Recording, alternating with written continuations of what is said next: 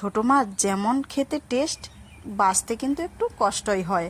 তো দেখো, প্রথমে আমি ছোট মাছগুলো বেছে সুন্দর করে ধুয়ে পরিষ্কার করে নিয়েছি, মাছের বাচ্চা এগুলো। আর এদিকে মশলা দিচ্ছি রসুন, শুকনো লঙ্কা, আদা, জিরে, ধনে আর সর্ষে, সাদা সর্ষে দিয়েছি।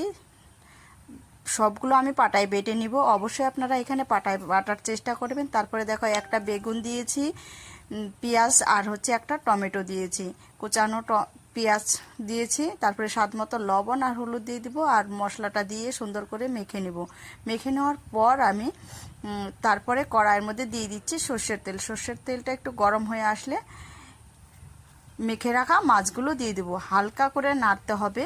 এই মাছটা কিন্তু একদম বেশি জল দেওয়া যাবে না, খেতে কিন্তু একদমই ভালো লাগবে না। তারপরে দেখো, এইভাবে করে হালকা হালকা করে নাড়তে হবে।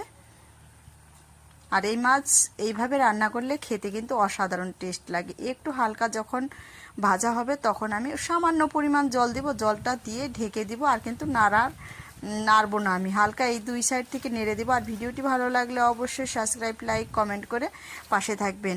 তো আমার তো এখন রান্না তো কমপ্লিট। বাড়িতে একবার হলেও এরকম রেসিপি করে দেখবেন, খেতে কিন্তু অসাধারণ লাগে। আমি তো একটা বাটির মধ্যে নামিয়ে নিলাম, এখন আমি এটাকে খেয়ে দেবো কেমন হয়েছে। ও অসাধারণ টেস্ট, অসাধারণ। একবার হলেও বাড়িতে ট্রাই করবেন।